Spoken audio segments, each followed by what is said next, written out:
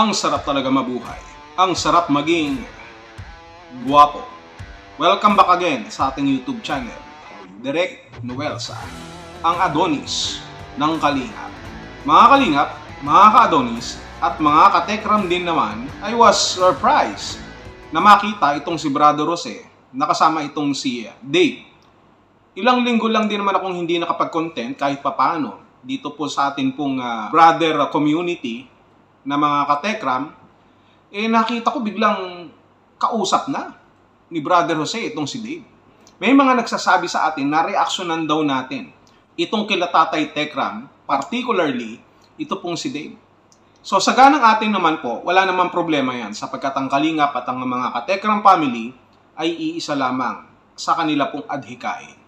So ganun din naman sa mga anti-Kalingap at mga anti-Tekram, no? Diyan sa komunidad nila Tatay Tekram, iisa lang din ang kanilang mga adhikain. Yang mga basher na yan, yang mga anti-Kalingap, anti-Katekram. At speaking of anti, itong si Brother Jose, talaga naman nag-aantay lang ng pagkakataon. At eto nga, nagulat ako, na-shock ako, nang makita si Brother Jose, nakausap na itong si Dave. Talaga namang matinik itong si Brother Jose. Hindi ko alam kung dahil ba kausap niya si Dave dahil concern talaga siya. O baka naman may iba siyang concern. Kausap niya ba si Dave para alalayan siya, para payuhan siya, bigyan siya ng magandang payo, no, kung ano ang dapat gawin, no? Nasa kabila ng mga sinasabi nilang mga pinagdaanan ni Dave na sugatan, no, na kailangan itong sugat na ito ay maghilom, no? Na sinasabi nilang itong kanilang ginagawa para kay Dave ay para alalayan ng bata, no, na makalimot sa nakaraan at harapin ang kanyang bagong kinabukasan na mayroong katatagan at paghihilom ng sugat. And fast forward, eto na ngayon sila.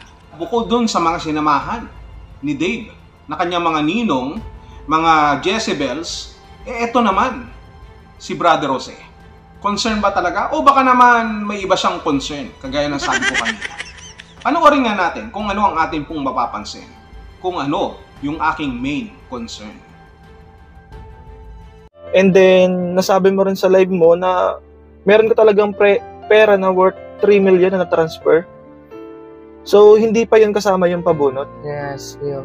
Iba pa yun. So, kung every pabunot ay nagkakahalaga ng 100,000 plus, pinakamababa, magkano yung pinakamababa? Actually, yung pinakamababa pong nabunot ko this last year, maybe 80,000.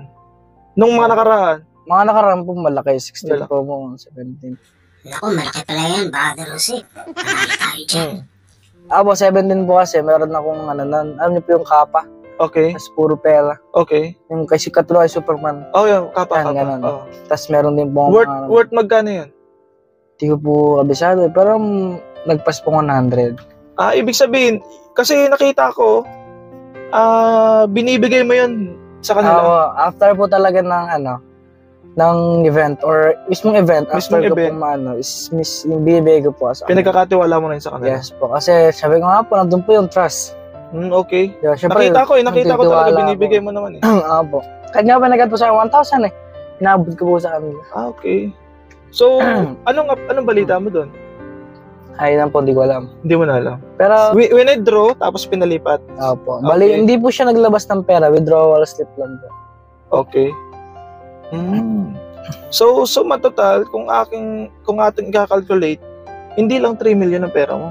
Yes. Baka 5M pataas. Actually, sa akin, wala na po yung pera. Wala na yan? Wala naman po sa akin yun eh. Hindi mo na iniisip yun? Opo, ang gusto ko naman po talagang isipin yung bakit nila nagawa yung gano'n. Ba't nila ako siniraan, ba't nila ako yun lang po iniisip. Yun na lang yung concern mo, hindi na yung pera talaga? Opo. Pero karapatan mo pa rin yun eh. Opo, karapatan ko, pero ang tanong, makabalik po ba? Mababalik yung pera. Kasi? Di ba? Hindi mo rin alam kung makakabalik? Yan din po. Hindi ko rin pa lang, nasa na po yung pera. Kasi di ba nga po, sabi po nila. Sabi naman nila, nandyan lang naman daw yung pera. Sige, bakit na po nila? Maniniwala ko pag pinakita po. Okay, nagets ko na. Nagets ko na rin. Dami nun na. Puro pera. Hindi ko na mabilang. Kung ilang beses yung binanggit yung pera. Napansin nyo ba yun? Napansin nyo ba yung mga pinakita natin? Kada pag-uusapan, pagdating yung sa pera, talaga namang Yung mga ganun-ganun pa talaga, si Brother Jose. Makukuha mo pa ba yung pera mo? Yung mga ganun ba, na gano'n ba kalaki yung pera mo? Meron kang pakapa, no? At binibigay mo doon sa kila Tatay Tekram yung pera mo, pinagkakatiwala mo. Pero sa tingin mo, magkano yung pera? Yung mga ganung klaseng katanungan, hindi na tinatanong yon, Brother Jose. Unless na interesado ka.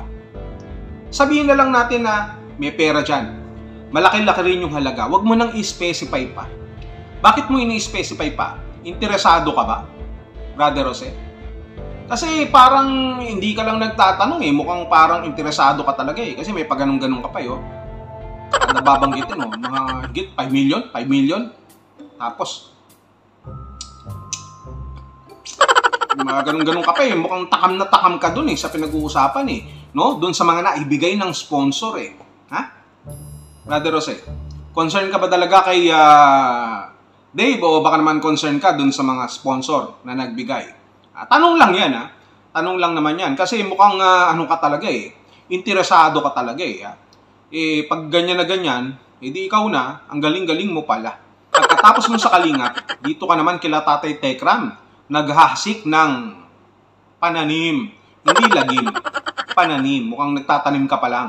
Hindi ka pa umaani. Kaya nga, nung nagtatanim ka ngayon, sa ginagawa mo ngayon, dyan kay Dave, naiisip mo na 5 million. Mahigit pa, malaki-laki pa. Ha? Tapos sabi ni Dave na hindi niya na raw iniisip yung pera. Ha? Sabi niya yun eh. Ang iniisip niya na lang, bakit daw ginawa sa kanya yun? Bakit daw nangyari yun? Pero ang nasagot mo, pero pera mo yun eh. Pera mo yun eh.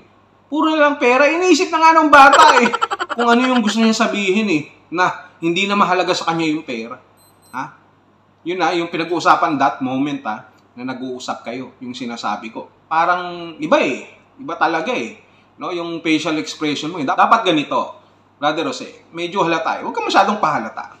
Ganito dapat to. Dave, meron ka pang mga hindi nakukuha na pera. Kung may pagkakataon, siguro pwedeng makuha yan. No? Depende sa pag-uusap ng mga miyembro, no? ng mga nagbigay sa'yo, o kung yung mga founder, o kung sino man dyan ang pinaka-concern para dun sa pagbabalik ng pera sa'yo, kung gusto man nilang ibalik o gamitin sa iba.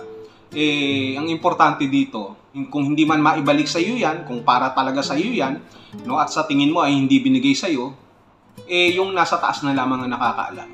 At siguro mapapalitan pa yan ng higit pa kung may mga tao naman talaga na nagtitiwala sa'yo at deserve para sa'yo yan. Dapat ganun eh. Kaso iba yung sinasabi mo. 5 million yan, baka mas malaki pa. Sayang din naman yan, para sa'yo lang din naman yun. Huwag mo nang ikurap yung utak ng tao. Nagko-concentrate na nga siya dun eh, dun sa sinasabi niya nga mahalaga para sa kanya. Pero sasabihin mo pa, pera mo rin yan, sayang din yan. Parang ganun, karapatan mo rin yan. Tapos gaganto ka pa.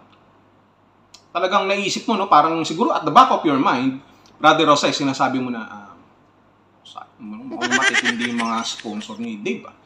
5 million. Baka pag nag-birthday ako, baka gusto kong magkapa rin ng Batman o Superman. Tapos kabitan ako ng maraming 1,000 dito, 1,000 dyan, 1,000 dyan. Daig ko pa ang pinya na maraming mata sa katawan. Yes. Yun ang naglalaro siguro sa isip mo, kaya may paganyan-ganyan ka pa eh. Kapag nabola ko tong si Dave, no? Yung mga sponsor dyan, nasusuporta pa sa kanya, sa akin din mapupunta kasi depender ako ni Dave eh. Tinatanong ko lang naman, nasasabi ko lang naman. Kasi kung talagang concern ka kay Dave, tuturuan mo siya ng tama. Hindi ka na magsasalita at magpo-provoke pa. Parang sinasabi mo na, malaki yung pera na yan, ayaw ibigay sa'yo. Dapat kunin mo yan. Parang nanunulsol ka pa talaga eh. Sa bagay, ganyan naman talaga ang gusto mo, no? Na lagi kang maging oposisyon. Para naman maganda yung posisyon. No? Kung sakasakali at ikaw ay little bit, makinabang sa kasakali. Pero, Brother Jose, 5 million yun. Sayang, di ba? Kung sakasakaling baka mabawi ni Dave yan, baka may partes ka rin. Baka naman maambunan ka. Parang at least, parang ano lang din naman yan, incentive, no? Dahil sa ginagawa mo ngayon. Pero kung ako kay Dave, hindi ako dapat basta-basta maniniwala. No? Dave, kung makikinig ka, huwag ka masyadong maniwala.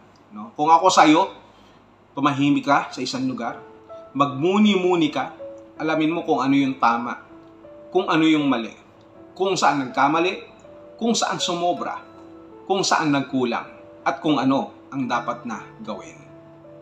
Yan. Huwag kang masyadong nagpapaniwala sa mga taong nasa paligid mo sapagkat hindi lahat ng nasa paligid mo ay concern talaga sa'yo. Hindi lahat ng mga taong nagsasabi sa'yo na, dito ka sa amin. Mapapabuti ang iyong kalagayan. Diyan kila Tatay Tekram, namamaltrato ka lamang. Hindi ka ginagawa ng pambuti. Hindi ka tinuturing na tama. Ginagamit ka lamang, inalagaan ka dahil binablog ka, parang gano'n. Binablog ka dahil gusto ka nilang alagaan. Ay, parang mali. Gusto ka nilang ilagaan dahil binablog ka para kumita. Parang ganun ba? Parang hindi sila kikita nang hindi ka binablog, nang hindi ka tinulungan. Where in fact, kahit na hindi ka naman nakita nila Tatay Tekram noong mga oras na yun, no? Na kahit na hindi ka natulungan o na-i-vlog, may mga kaya na yung tao. Meron na silang halaga. At mayroon din namang mga iba pang beneficiary na kanila pong natutulungan. Na kahit papaano ay mayroon din namang mga views, mayroon ding mga sponsor. Kagaya na lamang ng iyong kaibigan na si Luis at ng iba pa. Huwag mong masyadong isentro sa sarili mo na ikaw ang parang nagpaangat kila Tatay Tekram. Although, hindi natin inaalis na kahit papano nakatulong ka rin. Pero the mere fact na ikaw ang tinulungan at ikaw kahit papano ay nakinabang at ikaw ay nagkaroon ng magandang buhay, hindi natin dapat alisin sa iyong mga kinagisnan na pangalawang magulang na Manalastas family, sila Tatay Tekram. Kung talagang marunong kang tumanaw ng utang na loob, kahit sabihin pa natin na mayroon kayong hindi pagkakaintindihan, na hindi mo man mabayaran ng salapi ang ginawa ang pagbabago ng iyong buhay sa piling nila Tatay Tekram, at least hindi ka na lang sana nanira. At least hindi ka na lang sana nagsalita. At least hindi ka masyadong dapat nagpapaniwala, nakikinig dun sa mga tao na hindi naman talaga concern sa iyo. Kung hindi, concern sila sa ibang mapapakinabangan sa iyo. Hindi ko nila lahat. Marahil yung iba dyan talagang gustong tumulong sa iyo. Pero yung iba dyan, karamihan, ay gusto lamang sumakay sa iyo. Diba? Hindi kami yon. Hindi kami yon. Lalo na ako. Mayaman ako Ba't ako sasakay? Pwede pa yan. Si Brother Jose. Kaya nga kita mo, yung itsura talaga namang interesadong interesado. Hindi sa iyo. Kung hindi dun sa mga sponsor na baka naman pwede siyang makapag-mukbang na naman. Kaya makinig kang maigi. Dave, yung mga sinabi ko sa iyo ngayon, yun ang dapat mong gawin. Huwag kang masyadong nagpapaniwala dyan sa tabi mo. Si Brother Jose, ay nako. Si Brother Jose pa. Believe me, kapag tutulog-tulog ka, hindi mo mararamdaman ang kanyang alert level number 1, number 2, number 3, and number 4. At baka tangayin ka na lang isang araw ng bagyo ni Brother Jose. Di ba, Brother Jose? Sinasabi ko sa iyo salamat ka, wala pa ako sa mood ngayon. Napasadahan ko lang naman. Pero tignan natin sa mga susunod pang araw. Yan.